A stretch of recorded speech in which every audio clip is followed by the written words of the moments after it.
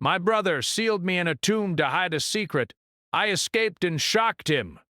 The air in the castle was always thick with shadows, as if the stone walls themselves had absorbed centuries of secrets. Outside, the sky burned with a dim orange twilight, the kind that made the mountains look jagged and eternal. Leora moved quietly along the corridors, her bare feet touching the cold, smooth floors. Every corner of the ancient castle seemed to whisper her name, as though even the stones knew her presence and her absence. For years she had been trapped, sealed away by her own brother, Cale, in a hidden tomb beneath the heart of the castle. He had claimed it was to protect her, to shield her from dangers she could not see. But now, after countless days in darkness, Leora understood the truth. Protection had never been Cale's goal. It had been secrecy, and secrets, she knew, were the deadliest kind of chains. The tomb was small and cold, lined with stones that absorbed sound. At first, the silence had been unbearable. Leora had called out for her brother, pleaded with him through the walls, but no answer ever came. Only her own voice returned to her, hollow and distant. Over time, she learned to speak softly to herself to keep her mind alive. Memories became her companions, of days in the sunlit gardens, of laughter echoing through the halls, of Cale lifting her onto his shoulders and spinning her until she fell laughing. But those memories were cruel now. They reminded her of the man who had betrayed her, the brother who had hidden her away as if she were a dangerous relic. At first, she had been filled with anger so raw it burned in her chest. But anger alone could not break stone, and for years she had tried and failed. It was during one of the long, endless nights that she discovered something new. A faint warmth in her hands, a pulse of energy that seemed to respond to her thoughts. She had thought she was imagining it, a trick of isolation, until one night when the darkness pressed close and her heart ached with loneliness, the energy flared. A soft blue light shimmered around her fingertips, illuminating the walls of the tomb. Leora gasped. She had heard whispers of her family's power, old legends that said their blood carried magic.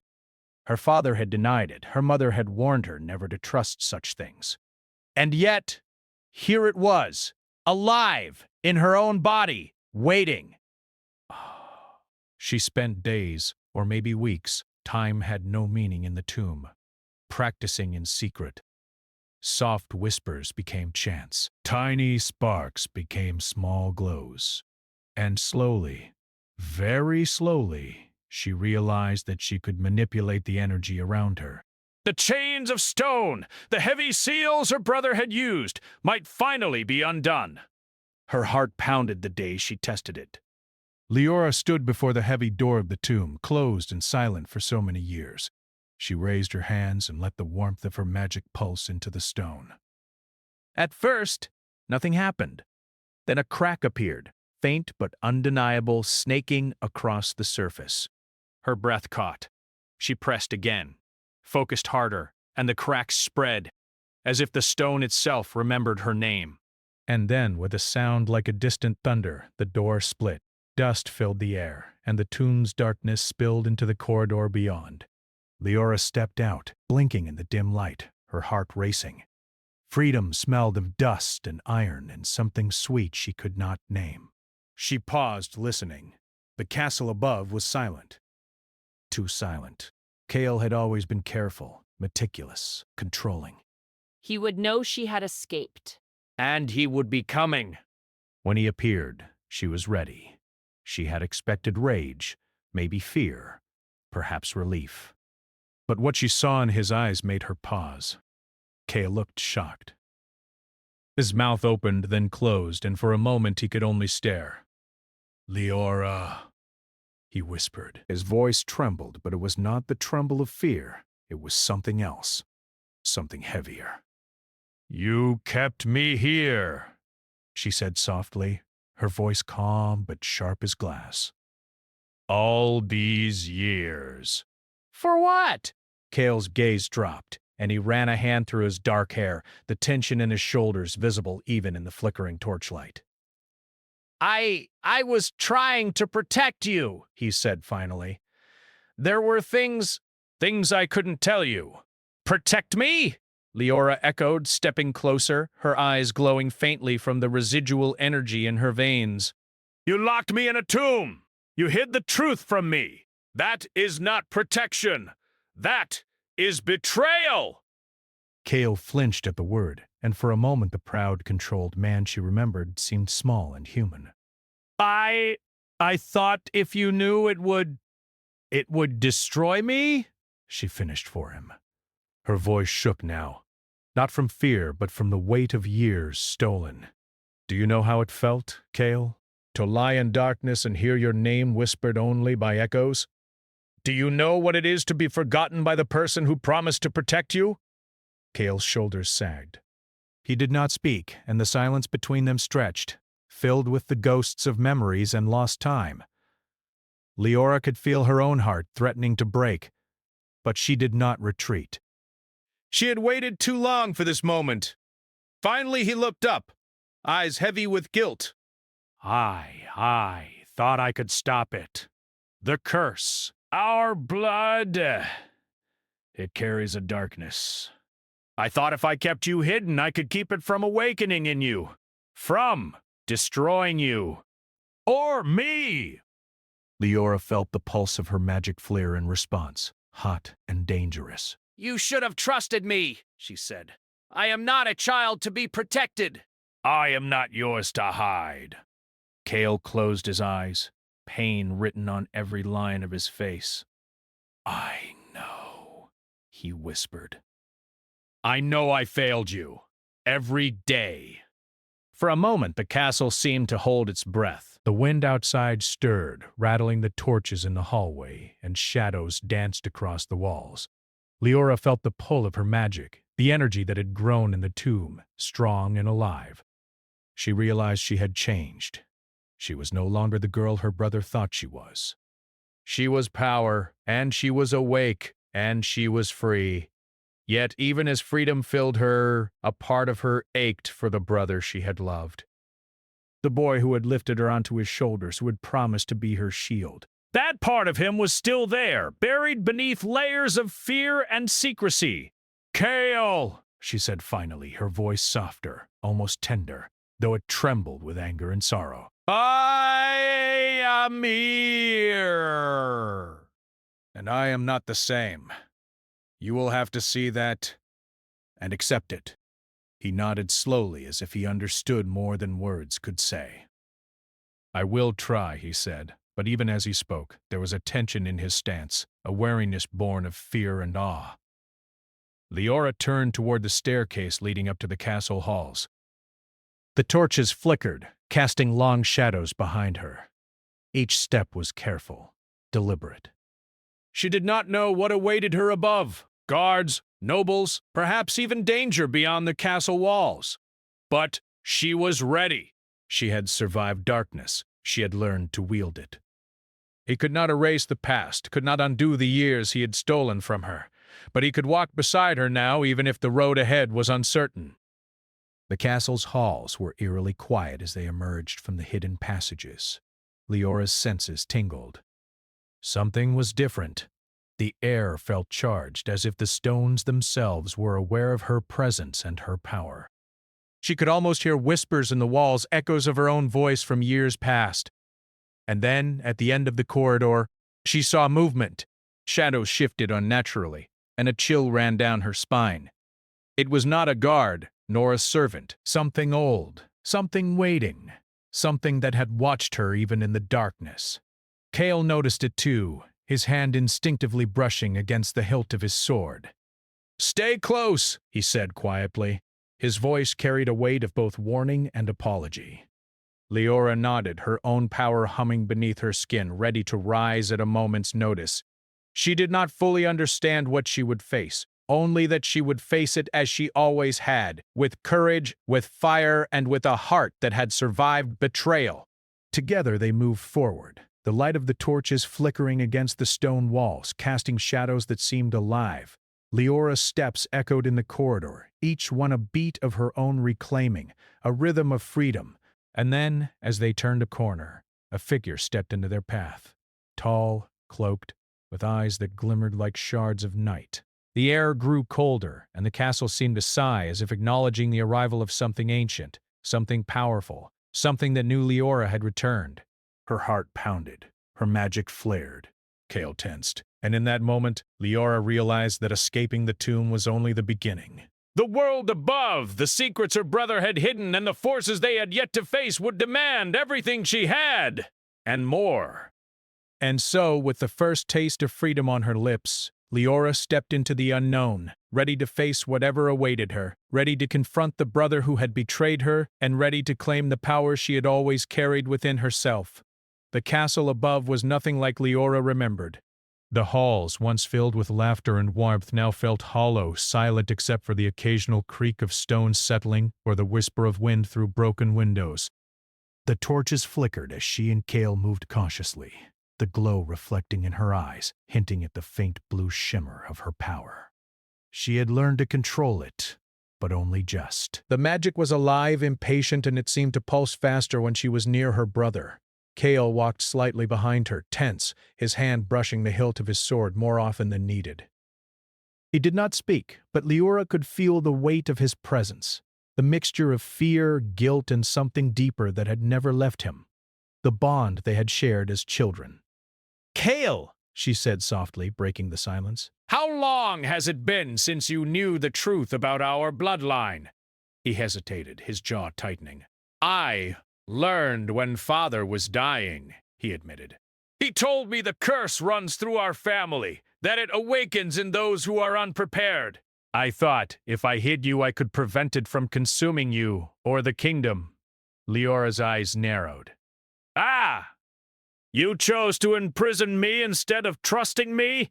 You let me rot in darkness because of your fear?" Kale flinched, but did not speak. She could see the conflict in him. The same man who had held her in his arms, defended her, loved her. And yet he had betrayed her in the deepest way imaginable. "You should have told me," Leora said quietly. "I could have controlled it. I could have learned. But instead, I spent years in the dark, alone, wondering if you even cared." Kale's shoulders slumped, the mask of control slipping. "I thought I was saving you," he said, voice low, almost a whisper. "I thought I could protect you from the curse and the world. I failed." The castle felt colder then, the shadows stretching like fingers around them. Leora felt the magic within her respond, thrumming against her skin. She had survived years in a tomb, mastered powers she had barely understood, and yet standing here with her brother, she felt the ache of betrayal like a sharp blade. They continued walking, their footsteps echoing in the empty halls. "Servants had abandoned most of the castle when word spread that the lady had disappeared." Nobles whispered rumors of her death, of the curse that haunted the family. Few dared speak of her in the open, fearing the anger of Kale or the unknown power she might wield. "I need to see the court," Kale said finally. "They will know I failed in keeping you hidden. And they may try to use you, Leora. You must be careful." Leora's eyes glimmered with a mix of amusement and warning. "Use me? Do you think I am the same girl who hid in a tomb? I have survived darkness, Kale. I am more than their schemes, more than your fear." He nodded, though doubt lingered in his gaze. "I hope so," he muttered. "I hope you are stronger than I feared." The throne room was where the whispers waited. The long corridor that led to it was lined with portraits of ancestors whose eyes seemed to follow them. Some smiled, some scowled, and Leora felt the weight of their gazes. It was as if the castle itself remembered her absence, remembered the betrayal that had happened beneath its foundations. When they entered, the room was filled with nobles and advisors. Their whispers stopped abruptly when Leora appeared, blue light flickering faintly from her hands. She moved slowly, deliberately, letting them feel the power she now carried. Kale kept close, but he did not step ahead. For once she was not the one behind him. She was in front, and everyone noticed. "You are—" Alive, one of the oldest advisors whispered, his voice trembling. We thought, the tomb. Do not speak of the tomb, Leora said, her voice calm but sharp. The faint glow of her power reflected in her eyes. I am here. That is all you need to know. The court fell silent. Even Kale seemed unsettled, realizing how much she had changed. The girl he had locked away was gone. In her place was a woman who had survived and grown, whose power was tangible, who commanded attention without a word. But power, Leora knew, would bring danger as well as respect. She could feel the undercurrents of fear and envy swirling in the room. Nobles whispered of curses and magic, of the lady who had escaped the tomb and now held the power of the family in her hands. Some looked at Kale with suspicion, others at her with awe. You must not underestimate them, Kale said quietly as they moved toward a smaller chamber.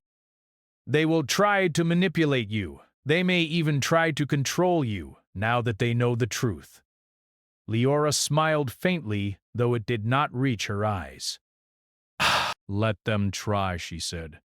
I am no longer afraid. Days passed, and the castle became a maze of tension. Leora walked the halls, exploring, learning, testing her powers in secret. Kale watched her, torn between admiration and fear. He wanted to believe she would control herself, that the curse would not overwhelm her.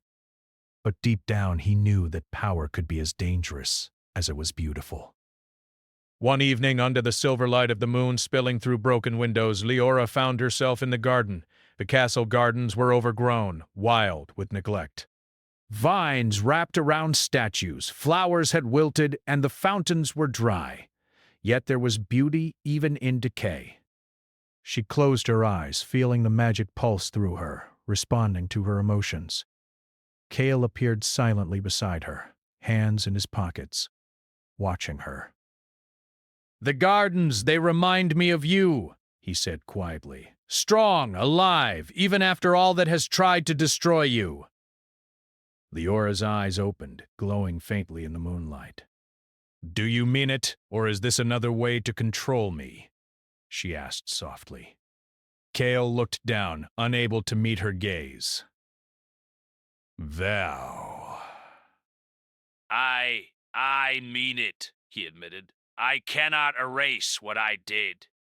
But I am proud of you, even if I failed you. The words, simple and honest, struck her harder than any insult or anger could. For a moment she allowed herself to remember the boy she had loved, the brother who had held her close, who had promised safety. That memory, bright and painful, collided with the present. Then the air shifted. The magic within her stirred, reacting to something beyond the garden walls. Leora felt a presence, old and heavy, like a shadow from the past. It was not human. Not entirely. Kale noticed, too, the tension in his shoulders stiffening as he reached for his sword. Stay close, he said, voice low. I do not know what it is, but it is dangerous. Leora's magic shimmered, wrapping around her like a protective veil. I can handle it, she said. Yet even as she spoke, a chill ran down her spine. The shadows of the castle seemed to bend, moving unnaturally. Suddenly, from the edge of the garden, a figure stepped into the moonlight, tall, cloaked, with eyes that glimmered like shards of night. The figure did not speak, but the air grew heavy, charged with an ancient presence. Kale's grip on his sword tightened. Who are you? He demanded, though the figure did not respond. The figure moved closer, revealing faintly glowing symbols etched into the cloak. Leora felt a pull, a recognition she could not explain. Something in her blood, in her magic, resonated with the figure. You are awake, the figure said finally, voice like wind over stone. The blood remembers. The power stirs. And the curse, it watches. Leora's heart pounded. I have control, she said, though doubt crept into her voice. I am not a child to be trapped. I am not powerless. The figure's eyes softened, just for a moment. Power alone is not enough. To survive, you must understand it. And to survive him, the figure gestured toward Kale, you must confront the truth he has hidden. Kale stiffened, guilt flashing across his face. Leora turned to him, feeling the storm of emotion rise. Love, anger, betrayal, longing. They all collided inside her, making her magic flare with a faint blue light. The figure stepped back into the shadows, disappearing as quickly as it had appeared, leaving only the weight of its words behind. The castle felt colder, the night longer, and Leora knew the world she had returned to was far more dangerous than she had imagined. Kale reached out, almost hesitantly, and touched her shoulder. We will face it, he said, together. Leora did not pull away, but the ache of betrayal remained. Together, she repeated, though her voice carried both trust and warning. The path ahead was uncertain, filled with shadows, power, and the curse that ran through their blood.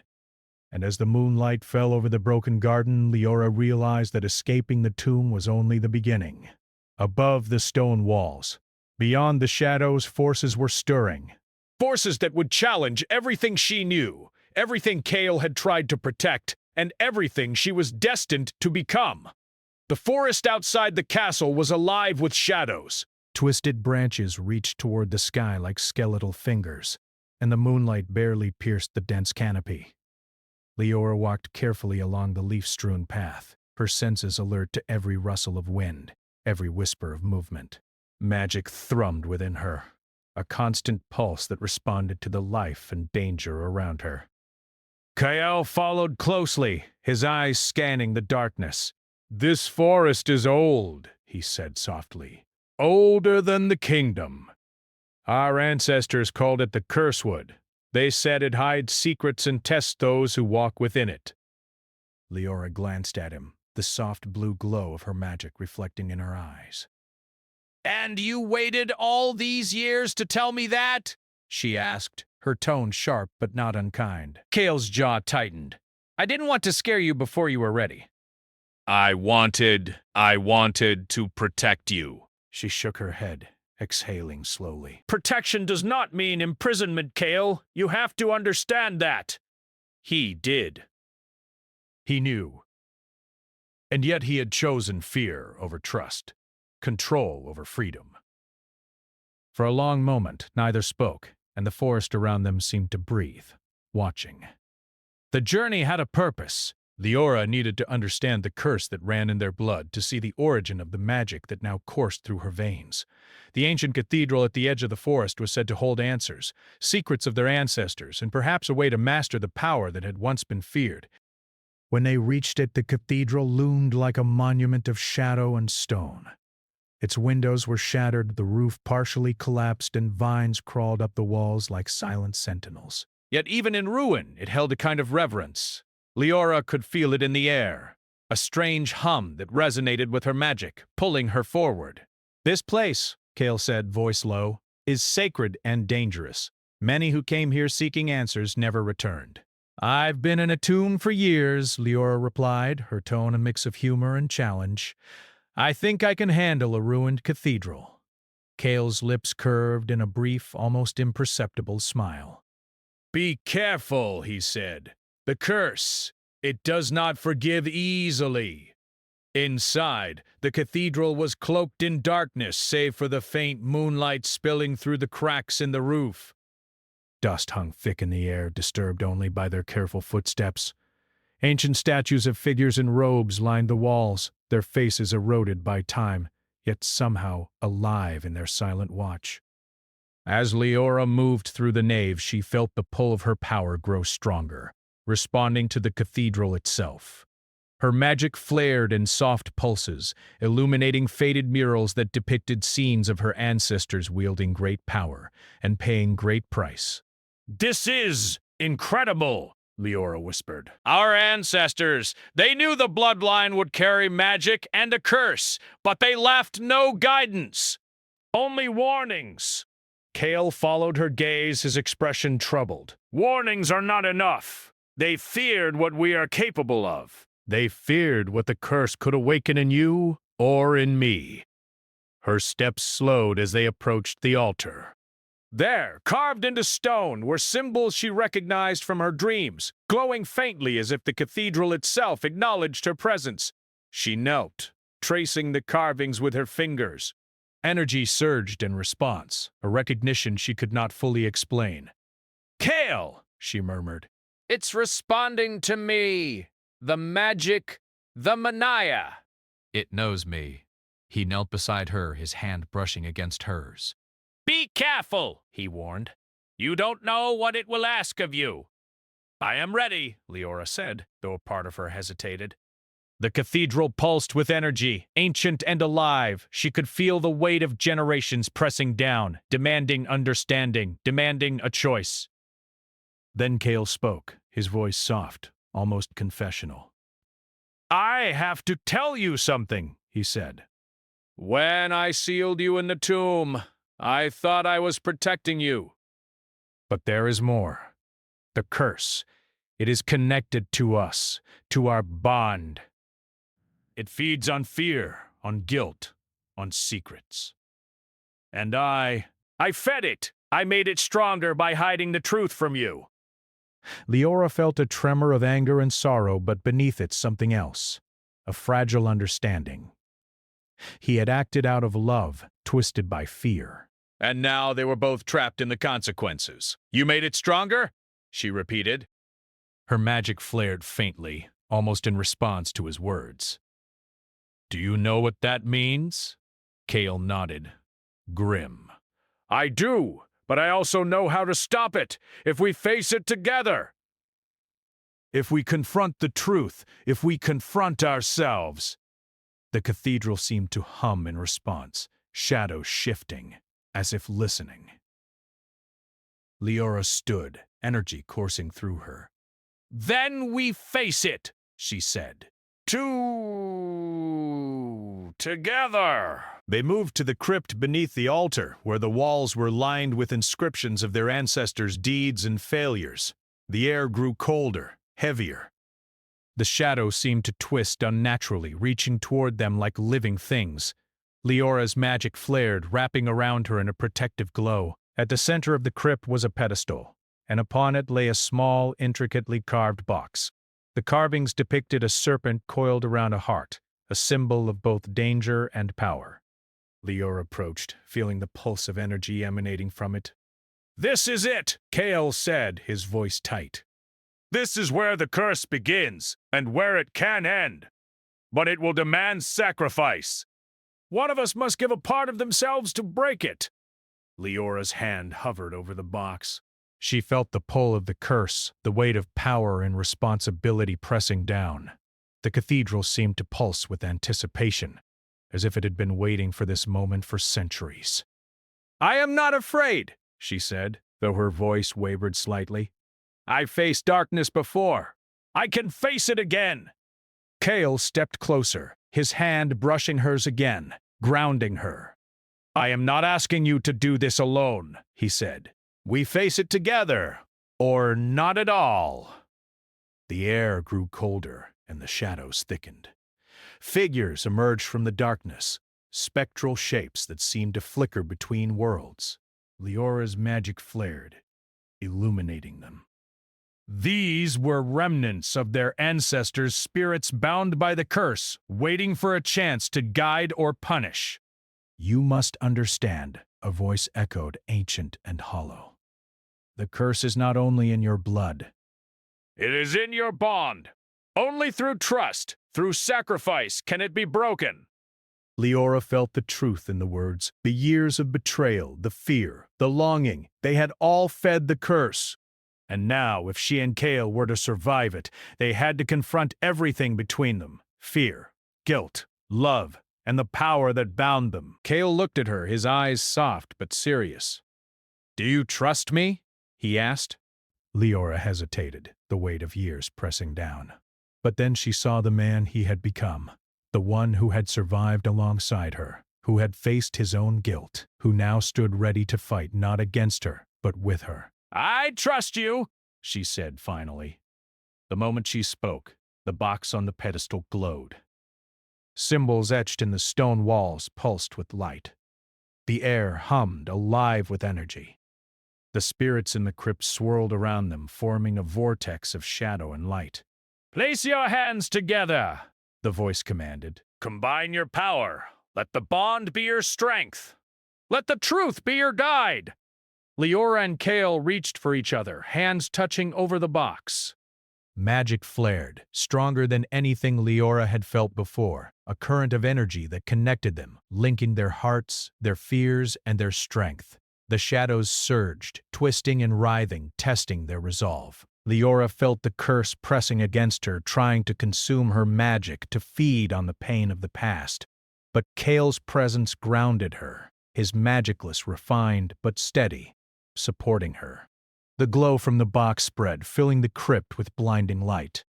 Leora closed her eyes, focusing on the bond, on the trust, on the truth of what had happened and what could be healed. Kale did the same, his breath steady, his hand firm on hers. Then, with a sound like 1,000 whispers breaking, the shadows recoiled. The curse shrieked. A sound felt more than heard, and then dissipated into nothing. The crypt fell silent, the air lighter, almost warm. The spirits of their ancestors faded, leaving only peace behind. Leora opened her eyes. She felt the magic within her settle, balanced, controlled. She looked at Kale, who met her gaze with relief and awe. Neither spoke at first, both overwhelmed by the intensity of what had passed. Finally, Kale spoke, voice low but full of emotion. "We did it," he said. "Together." Leora nodded, a smile breaking through the exhaustion. "Together," she repeated, her hand lingering on his. The bond between them, once strained by betrayal and fear, was now tempered by trust and shared struggle. But even as they rose from the crypt, Leora felt a flicker in her magic, a faint shadow lingering at the edges. The curse had been broken, but the world was not free of its dangers. She glanced at Kale, determination in her eyes. "We've survived the curse," she said softly, "but there is more to face. The world above, it will not welcome us so easily." Kale nodded, gripping her hand. "We face it together." And so, with the first rays of dawn creeping through the broken windows of the cathedral, Leora and Kale stepped out of the shadows of the crypt, ready to confront the world, ready to face the challenges ahead, and ready to face each other with hearts unburdened by lies. Bound now by trust and shared power, the kingdom awoke to a sky heavy with storm clouds, the wind sweeping through the valleys and rattling the castle gates. Leora and Kale stood on the battlements, watching the horizon. The curse that had haunted their family was broken, yet a new unease lingered in the air, like a shadow waiting just beyond the mountains. "Do you feel it?" Leora asked quietly. Her blue magic shimmered faintly around her hands. "Something is coming!" Kale's jaw tightened. "I do," he admitted. "The nobles are restless. They will try to exploit what has happened. And beyond them, forces older than the kingdom itself are stirring." Leora's gaze swept over the lands below, rivers silver in the stormlight, forests bending to the wind, villages preparing for the coming tempest. Her heart was heavy but stronger now. The tomb, the cathedral, the curse, they had all tested her. She was no longer a prisoner of fear, nor a girl hidden in darkness. She was ready. They moved down the stairway into the castle, stepping carefully through the echoing halls. Courtiers whispered as they passed, some with awe, some with fear. Leora could sense their calculations, the delicate balancing of loyalty and ambition. Kyle stayed close, guiding her, protective yet careful not to overstep. In the council chamber, the nobles had gathered. Their faces were pale, eyes wide, reflecting both wonder and worry. Leora stepped forward, her presence commanding attention without a single word. The room fell silent, waiting for her to speak. "I have returned," Leora began, voice steady and clear. "I have survived the darkness, and I have faced the power that flows through our blood. But I am not a weapon for your ambitions. I am a guardian of this kingdom, and I will not let fear control me, or any of you." A murmur ran through the chamber. One of the elder advisors, a man who had once whispered fearfully of the lady in the tomb, stepped forward. "Your power, it is unlike anything we have known." "How can we trust it? How can we trust you?" Leora's eyes flared with quiet strength. You can trust me because I choose to protect this kingdom, not for power but for its people. And because I will not hide behind fear or lies, as some have done in the past." Kale placed a hand lightly on her shoulder, his presence steady and reassuring. He spoke, his voice low but firm. "She has proven herself." "I failed in the past, but I will not fail again." "Leora stands for us all, not for her own gain, but for the good of this land." Some of the nobles shifted, uncertainty in their eyes. Yet others nodded, sensing the truth in their words. The room seemed to breathe, the tension easing slightly, but it was not gone. Leora knew that danger was never far behind, not while magic and ambition thrived in the same world. The days that followed were filled with preparation. Leora and Kale worked together, training, studying ancient texts, and strengthening the magic that now flowed so powerfully through Leora. The bond between them deepened, tempered by trust and shared struggle. They spoke in quiet moments of the past, of what had been lost and what could be rebuilt. "You have changed everything," Kale said one evening as they watched the sun set over the mountains. I was afraid of your power, of the curse, of losing you. But I see now that you are not a threat." "You are extraordinary." Leora looked at him, her eyes reflecting the fading light. "And you?" she asked softly. "You have changed too, Kale. You are no longer the brother who hid me away. You are someone who has learned the weight of his actions and stands with me anyway."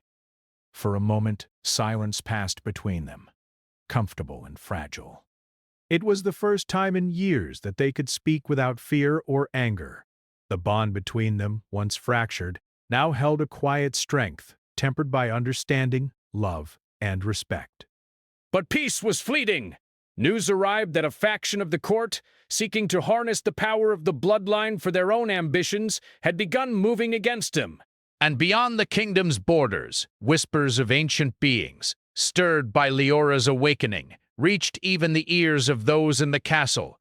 One night, as lightning split the sky, a figure appeared at the gates. Cloaked and imposing, it moved with an aura of authority and menace.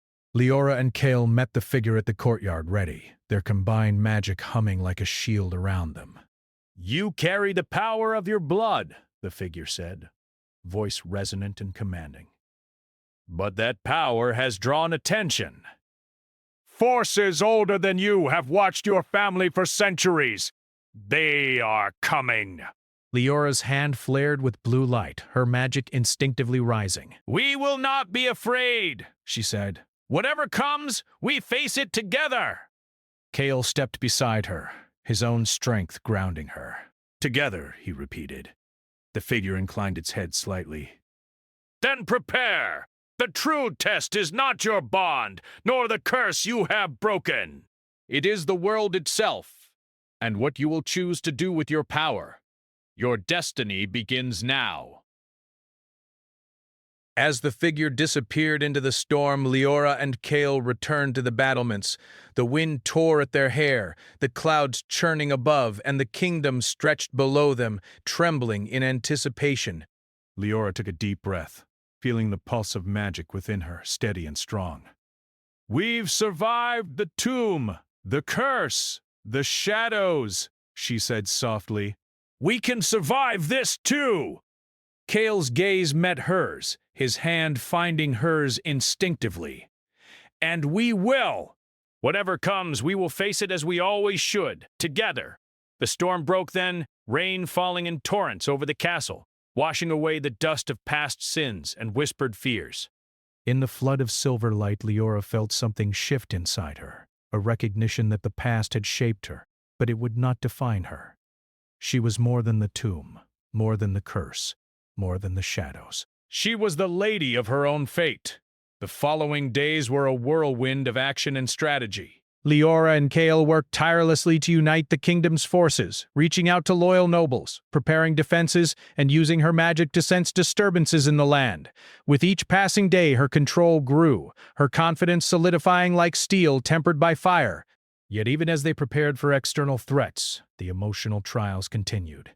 The bond between them, complex and layered, tested both their patience and trust.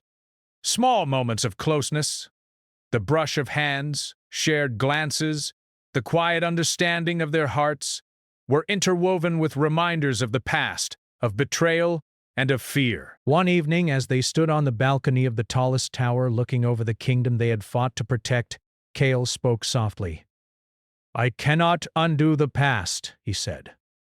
I cannot give you back the years I took from you, but I can promise to be here now, to stand with you, to fight with you." Leora's hand found his. I know, she said, her voice steady, and I do not need the past to define us. We have survived everything. And now we can face the world together, as equals, as allies, as something more. Cale's eyes softened, understanding the unspoken words. Their bond, forged in fire and shadow, had become something rare and unbreakable. Love, trust, and redemption intertwined with the power they carried, creating a force neither could have predicted. The final confrontation came swiftly. Forces from beyond the kingdom, drawn by the awakening of the bloodline's magic, advanced on the castle. Shadows moved like living creatures, spirits bound by ancient power, testing the defenses of both the castle and the hearts of those within. Leora's magic flared across the battlements, a brilliant blue light that lit the night. Cale moved beside her, sword in hand, his strength grounding her, anchoring her to the present. Together they fought with precision, combining their powers in ways that neither force nor enemy could anticipate.